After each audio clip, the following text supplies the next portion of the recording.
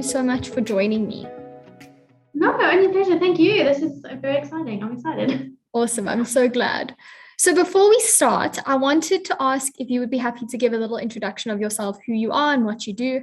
Obviously, because that will make the talk a whole lot more understandable if people know what you do.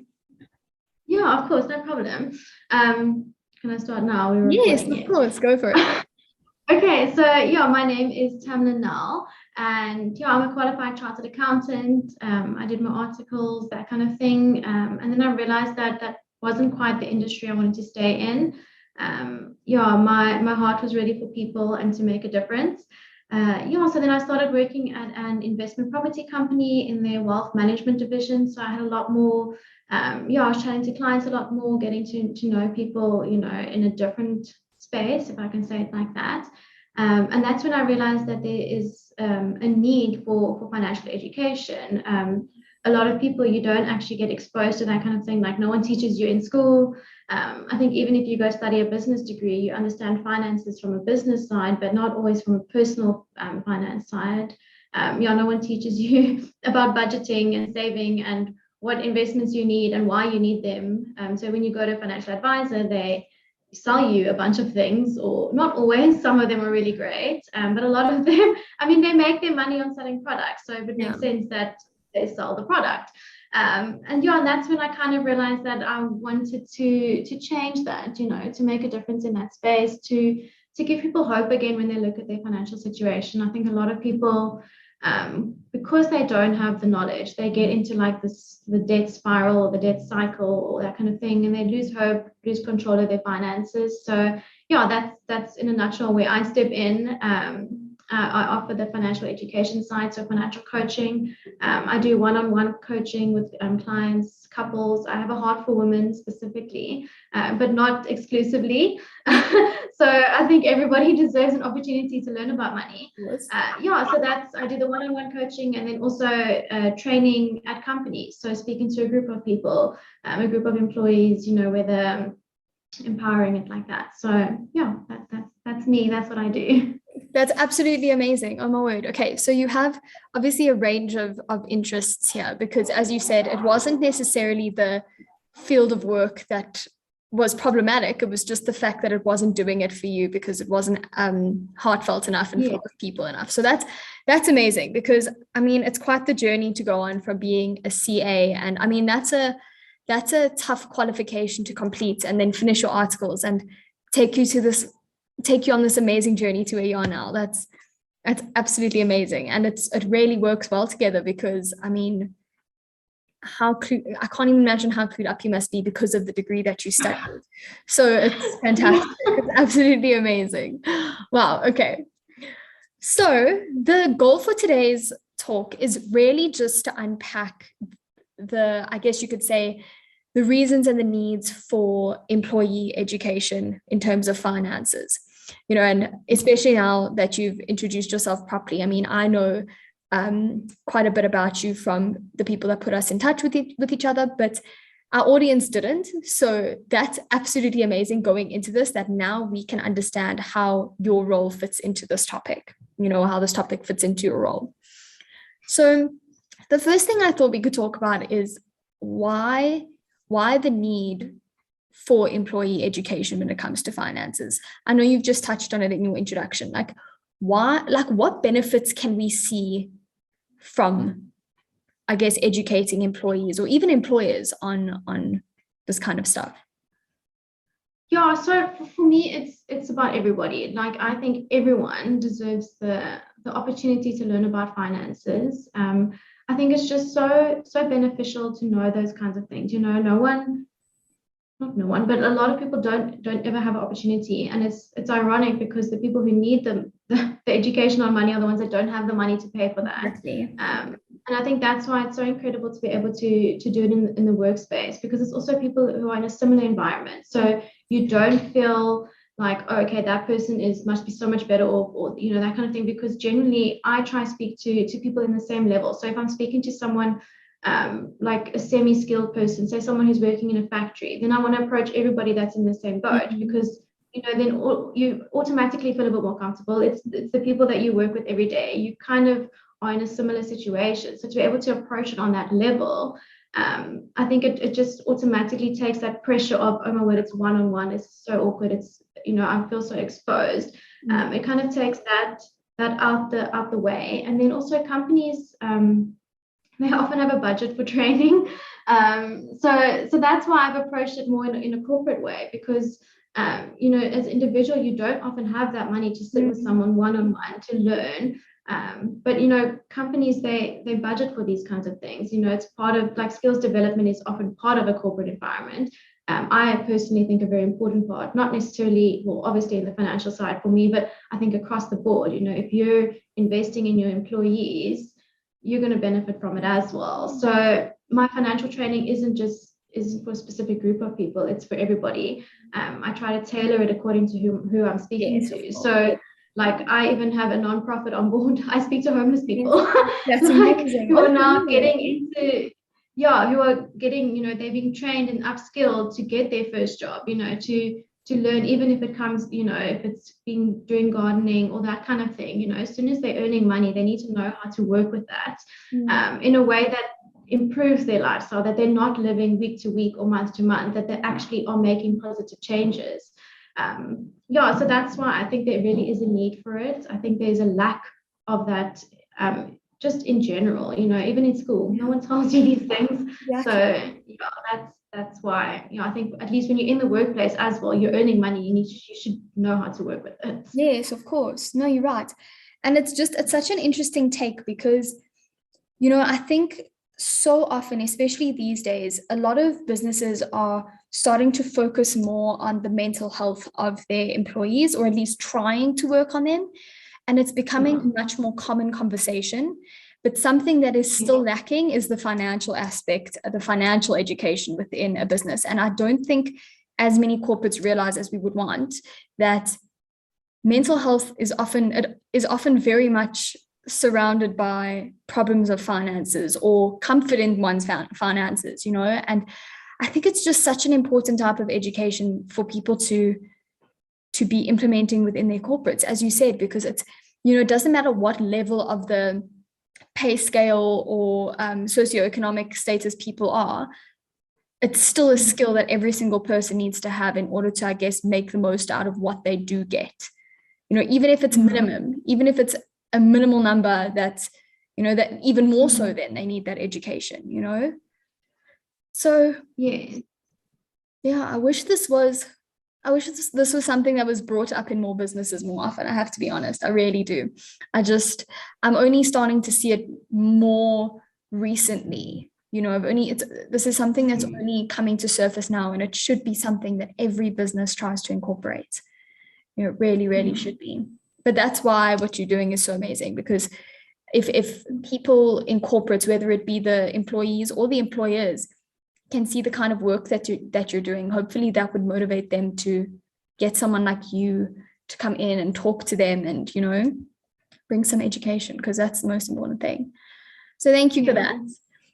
I wanted to ask you, so again, this is such a complex topic because there's just so many factors, and there can't possibly be like one strategy that works to introduce employee education with regards to finances. What kind of strategies do you think businesses can take? Maybe like perhaps small businesses or businesses that can't afford to hire someone to bring someone in. What do you think the steps or strategies could be? Yeah, so that's actually, my heart is also for the small business. I don't think it should be excluding, just because you're a growing company, if your heart's in the right place, why shouldn't you be able to, to tap into that and access that? So I've actually tailored my workshops to, if you're a smaller company, I'll come out and I'll train 5 people. Then you pay a per person rate, or you pay me just for an hour and we focus on a specific thing that you feel is most beneficial or that your employees need. So I've really tried to make it as accessible to as many people as possible. So I'll come out for 50 people, I'll come out for 5 people, like we'll chat about it. It's an open conversation for me, as long as I can make a difference, we'll find a way. So that's my heart, is to do it like that. And then obviously there's, I could come out for a full day and you can pay me, for that day. Otherwise, we structure it and I come out once a month or once every 2 weeks. If it's easier for you to be able to afford, like, if the cash flow will be easier for you in that way, then we do it like that, like that's what I'm saying. It's so flexible. As long as I can make a difference, I'm going to try my best to tailor it to suit the client's needs. And then I'm busy working on more of an online training platform, or a course, if I can say it like that. So that's, it's just started, but I think that would also be a great way to be able to get out there, to be able to reach more people. If you are wanting to do it at your company, then as an employee you can purchase the online thing and then get everybody together in a corporate environment and work through it like that. So I'm not actually physically there, but you still get the training. There are other online trainings, there are other platforms. I'd like to tailor one specifically to different needs. You can buy certain modules. So that's kind of where we're going. I would also like to, again, like a lot of things on the go at the moment, but kind of put together like a bit of a workbook. So there's a lot of financial books out there, but it speaks a lot more to your mindset and that kind of thing, which is extremely important. But a lot of people need to actually just know practically, how do I work out a budget? What do I do? Yeah. What savings accounts do I need? Like, okay, that's great. I want this. My mind is in the right space. I understand I need it. But now, like the practical steps, like the literally how to, that kind of thing. So those are just some of the strategies that I'm working on. I think there are a lot of other ways to do it. But from my side, I think those would be the most beneficial in the sense of getting it to a wider audience, making it more accessible for more people. And then obviously there's online training. That's also, I think with COVID, we've learned the value in that as well.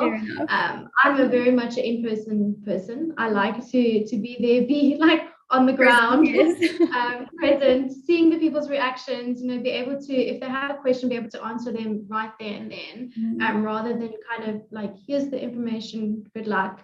So those are a few of the strategies that I'm working on, if I can. That's amazing. There's so many, and it seems like you've gotten a whole bunch of different skill sets, a bunch of different mediums, and you've kind of put them all together and mix them up at the same time to like fit you and to fit your clients, which is really amazing. I feel like there's a lot more creativity involved in this than I initially thought, which is really cool. It's well, for me too, like I'm learning as I'm going, so it's really exciting. Like I had a meeting this morning with someone who does tutoring for high school students, because there's a need even at that level to get financial training. So true. I'm seeing it in myself, I promise you. I'm seeing it in myself that everybody could use some financial training. I feel like that's always a skill that can be improved or learned, or it's just really interesting hearing all these things that you're doing, because like you've said, you're working with a variety of different groups of people, whether it's your nonprofits or people that are starting startup businesses.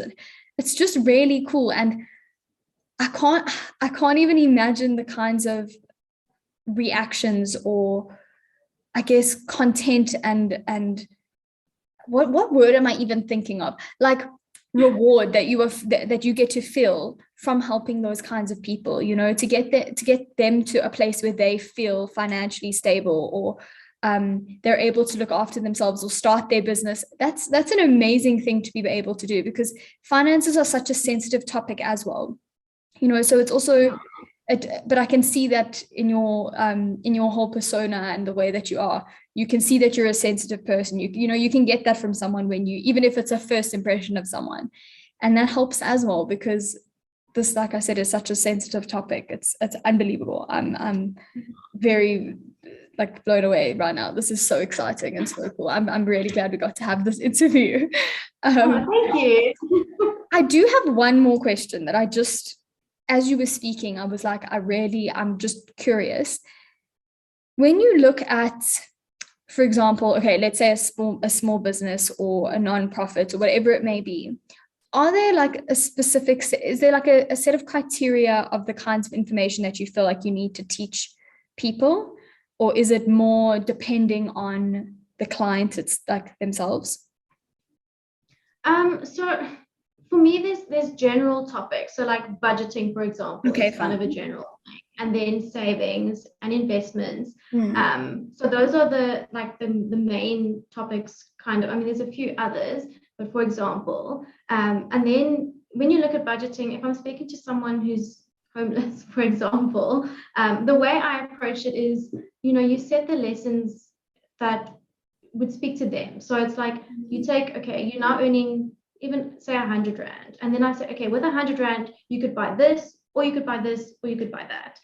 So you kind of do a very practical, that choices, that almost that opportunity cost. If you're choosing to spend it on alcohol, you most likely then can't buy yourself a blanket and stay warm, and that, so it's a very practical, basic, I'm not going to tell them this is how you set up a budget, don't forget percentages, like it's, way, Yeah. it's not going to mean anything to them.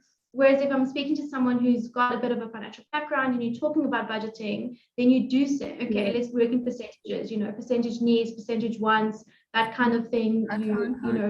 Different categories, remember investment, savings, and then you take it further. So yeah, like and I also then I speak to the employer or the person who's asked me to come do training, and I'm like, what do you think is most beneficial for the people that you need to be? Maybe there's a bunch of people who are in debt, then okay, budgeting is great, but they're stuck in this debt cycle. They need to get out of it first. Yeah. So then step one is like, okay, let's approach debt, good debt, bad debt. How do you get out of debt? That you can get out of debt, just starting by planting that seed of hope, that it can get better. It's not, you're not trapped in this space forever. Because then as soon as you see that shift of, okay, I can be in control, I can, the situation can be different, then someone opens up a lot better to learn the other kinds of things.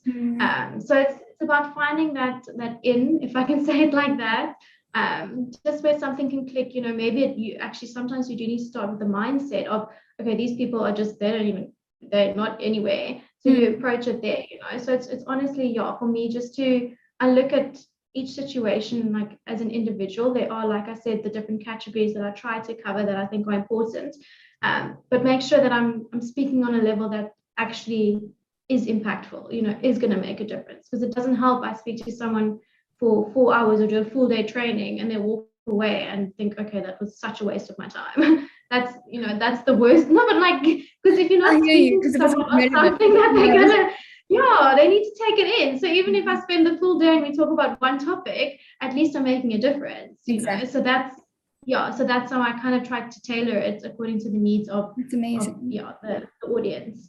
That's amazing. So that just also shows that it's a lot of like pre-research and a lot of like it's actually a lot of your own preparation before, as you said, because you're doing these tailor-made plans for each company or each corporate that you're visiting, which is really, really awesome. I just wish that more people were aware of things like this, whether it be corporates or individuals or I guess anybody in between. It doesn't matter where you work or who you work for, what kind of job it is. It should be a known thing that financial education is so important, because I think a lot of the reason why it's such a sensitive, taboo, anxiety causing topic is because so many people don't know enough about it. And I'm a teacher, and I obviously then have a very strong connection to education, and I truly believe that education is the way to change anything. It's the only way to change anything. So when you look at something like finances and financial education, it's literally the only thing that can take people forward in a positive way, in a positive way that is not, I guess, going to turn around and bite them in the bum later. Like it's a way to ensure consistency and comfort and, just so many things that are associated not only with financial health, but like mental health and physical health and all of the other aspects that are tied to it. So really just think this is the most amazing thing that you're doing, especially helping so many people that really need it, and can't help themselves without this education. So that's really, really wonderful. Yeah. Thank you so much. And those are actually all the questions I really have for you. I just want to say thank you again, because this was very informative and very heartfelt, and I can really appreciate that. So thank you. No, thank you so much for this opportunity. It's been wonderful. I love speaking about this kind of thing. Yeah, and like the more people that know about it, the more people that I can help, and that's Exactly. all I really want to do is just make a difference. Exactly, and I'm hoping that that this brings new viewers to you and what you do as well, because it's a really beautiful, wholesome kind of work. Do you know what I mean? Of course, it's filled with hard work, and I'm sure it's filled with a lot of difficulties, but it's a really wholesome thing that you're doing. So thank you for being a part of our